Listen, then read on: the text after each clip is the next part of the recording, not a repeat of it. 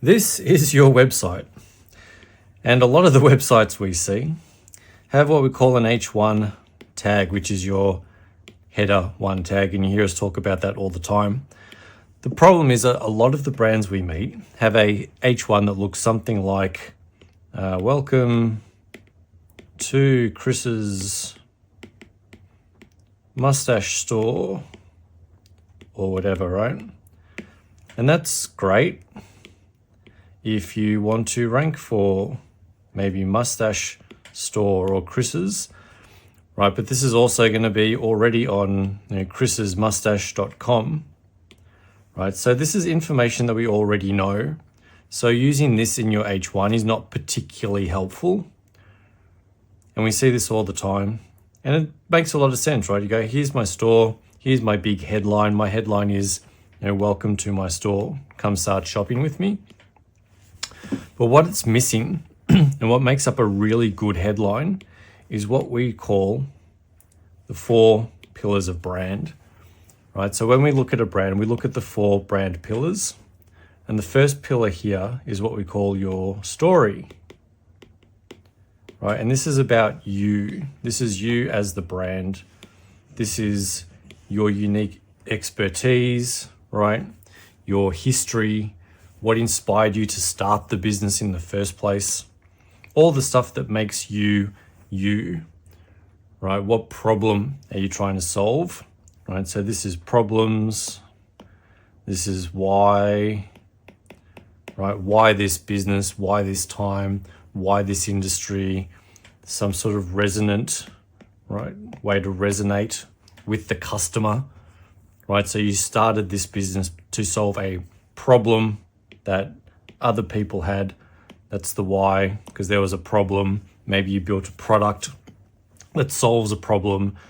You're a parent, you solved a problem that parents have, and that's how you resonate with parents now. And they go, great, this is a primary pillar, right? Who are you and why should I buy from you, right? This is like a trust building piece. Why should I care about buying from this business when I can easily go and buy from all of these other businesses over here that kind of have maybe similar types of products, right? Maybe these are similar products to yours. Why shop here when I can spend my money over here, right? Why am I going to choose you? So this story goes into the H1, right? There's an aspect of this that goes into who we are, what makes us different. This is our first pillar. The second pillar we look at is what we call your presence, right? So how do you show up? And this goes into more of, you might call this kind of brand, right? This is like you as the founder. This is founder kind of origin story. This is a bit more of kind of you as the brand. So what does the brand stand for, right? What do you stand for? Let me get rid of that. What do you stand for? What do you believe in, right? So this goes into beliefs. Again, building trust around, if I believe this same thing, if I believe this and I want to stand for this same thing, now as a customer, I get who you are and why you do this, and I have a similar problem. And I now resonate with you because I believe in the same things that you believe in. This could be belief systems like sustainability. This could be standing for mental health or some sort of physical disease or something, right? There's something that you believe in, that you stand for, that you're willing to go to battle for. This is all under your brand belief, right? And this is, again, feelings. This is voice. This goes into also kind of brand voice, right? So how do we sound? How do we speak when we write? And this becomes super important in our headline writing, right? Because when we write a headline, is it hey? Is it hello? Is it, what's up? Right? Right, so this type of copy goes into how we actually write. How do we communicate? Which comes into our headline. And what types of words do we use Is it formal? Is it really professional? Is it casual and funny and friendly and these sorts of ideas? So voice is a real important aspect of this presence part, right? So we have a voice, we have a presence, people know who we are, they know what we stand for. And then the third pillar that we're going to look at here is, who is this for? And this is your audience, excuse my handwriting, your audience, right? So this is the who, this is the customer. Who is this for? Right? Who's that ultimate person? Who did you make this for? Who needs to buy this? Right? Who absolutely needs to buy this because they are the person that has the problem, right?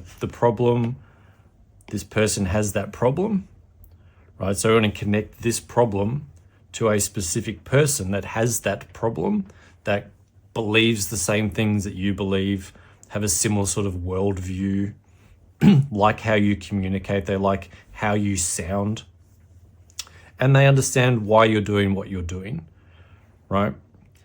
So all of this starts to tie into how we write headlines. So audience, so who's that ideal customer, right? So in here, we're looking at demographics. So age, gender, right? These sorts of things. Where do they live? So location, are they rural? Are they city-based, right? Do they live in types of houses? Do they rent? Are they homeowners? So all of this sort of demographic information. And also really important in here is the psychographics, right? The psycho. So like, who are they? Like, who are they? What drives them, right? What drives them? Why do they buy? Which comes back to these problems, right? And then resonating with them because they're experiencing them and they have the same sort of beliefs and worldview, right? So when we can understand worldview and we can tie worldview into the psychographics of the buyer, and we know who they are, and we really understand who they are and why they want to buy and what does this all mean to them, and they live in these types of places and they're this type of person. This is how we want to identify an audience, not just, hey, this is for anyone who wants to buy my stuff, right? When you try to sell to anyone, what happens is you sell to no one, right? Because you're not specifying that this is for a type of person. And again, when we look over here, all of these brands, all of these businesses over here, these guys are also speaking to the same type of person, right? They're all talking to different parts of this audience. So what you want to do is find this piece here. And this applies obviously more in certain types of businesses and certain niches than other. If you're in candles, or you're in homewares, or you're in women's beauty products, right? These sorts of things can be really crowded. So when you go, my audience is anyone who wants to buy makeup, right? My audience is all of these people. It's anyone who wants to buy makeup. You're now competing with 1,000 brands. Whereas if you can get real clear on these psychographic, demographic, really clear on that individual who, this one person, and you can own this part of this market, and you go, we just do this, right? We are for this person. We're just focusing on this part of the market. Now all of these things start to line up and become really succinct. We do this for this type of person who's facing these sorts of problems, who has these sorts of belief systems, that has this worldview, and that's who we service. We're all about that person, right? So try to reach everyone, you end up reaching no one. Very important point. And the fourth pillar here is your uniqueness, right? And this is, you talk about this as positioning, right? What's your position in the market? Your USP, your unique selling proposition, Basically, what makes you different? What makes you stand out? And what you'll find is that your uniqueness will come from a combination of all of these things, right? All of these things is now what's going to make you unique, right? And that gives us this segment. So this is what makes your brand unique, and that's why I would buy from you if I am this person, right? So all of these things stack together to go, this is who this is for, and this is our positioning. This is what we do that nobody else in the market's doing, right? We do this thing for this type of person who has these things, who's facing this particular problem, and we do it in a particular way, right? So what makes our experience different? What's unique about us? What's unique about the experience, right? Is our store easier to navigate? Do we have better shipping policies? Do we actually get stuff delivered to you? Do we have great customer service? These things can be points of difference, right? If you're in an industry that historically has really poor customer experience, having great customer service can be a point of difference. Like delivering things, getting things delivered to people could be a point of difference if you're in an industry that notoriously finds it hard to get people their packages on time, that sort of thing, right? Being available, having a wider range, having more variety, right? Stocking specific products. Maybe you're the only supplier of a certain brand in Australia, or you have licenses, right? Maybe you're licensed to sell certain things.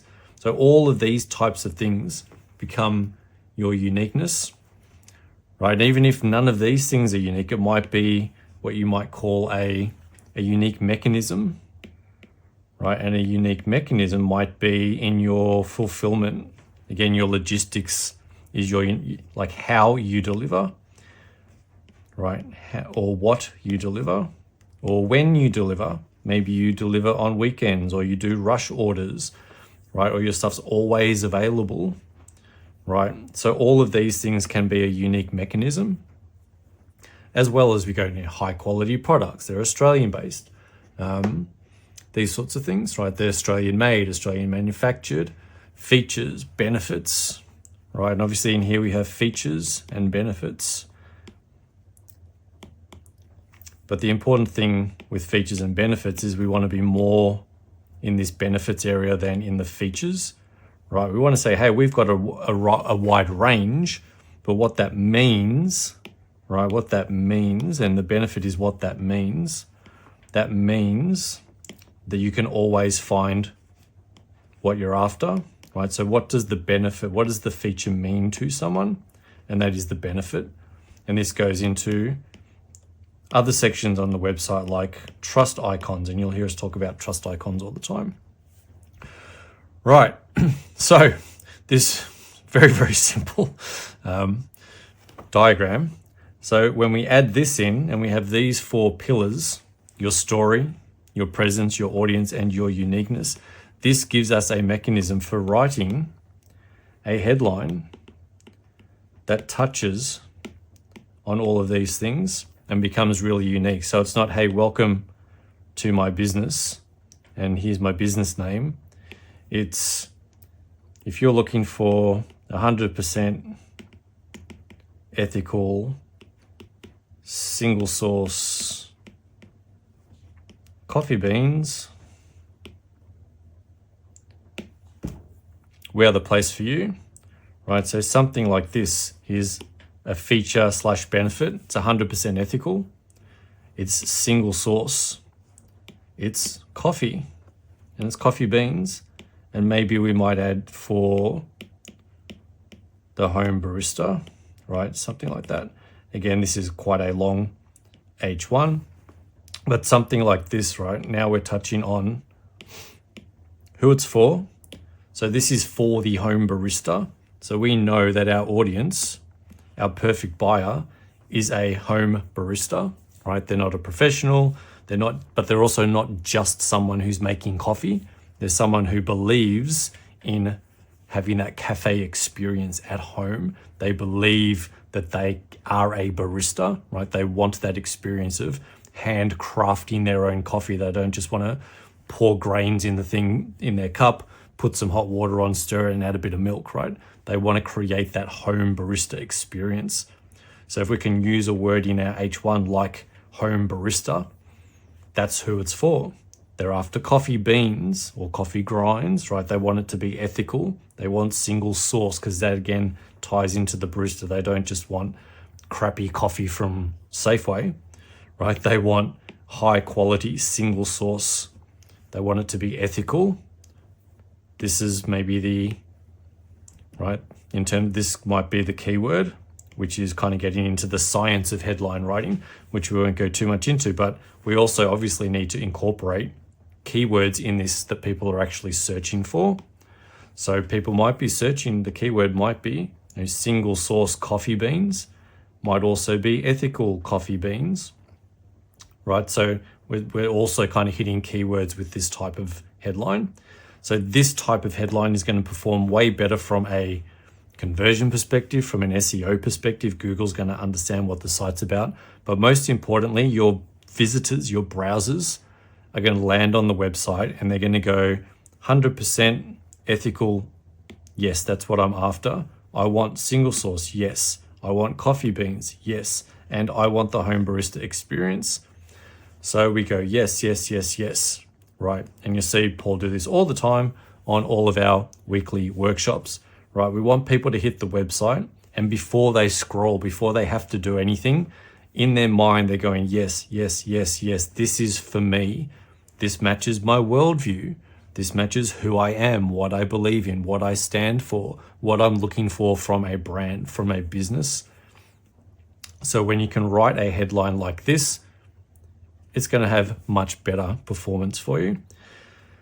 So if your headlines look like our original one and you'd like to understand how to do all of this, right? How does this work? How does this look for your brand? I'd like to invite you to our weekly workshop, and we run these 5 p.m. every Wednesday. And today, being Wednesday, please come and join us. We're on at 5 p.m. We'll be on Zoom. I'll even do it in a Zoom blue color.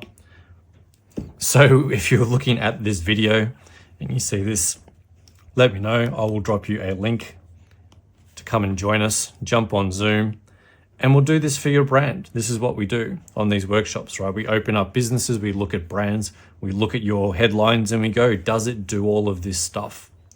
If I look at your business, if I look at your banner, can I instantly understand this stuff? Do I know who you are? Can I pick what you stand for? Can I see clearly that this is for me or for a type of person? And does it feel unique?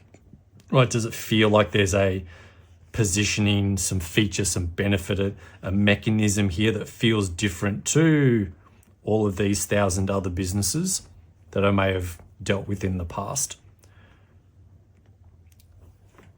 So hopefully now you understand that you need to do this. And if you feel like you're not doing this now, come join us on our workshop. As I said, I'll drop the link below. Come and jump on. We'd love to have you, and we'll do this for your business, and we'll get your headline and your brand and your business rock and rolling, and much more clear on who you are, what you do, why people should buy with you, which is going to lead to ultimately more sales, which is what we all want. We all want more orders. So if you want more orders, more sales, come jump on the workshop. Hope this has been interesting. I'll leave this right here. You can feel free to screen grab this if you can read any of this. Hopefully you've enjoyed this, and we'll see you on the workshop tonight or another time. Thanks for watching.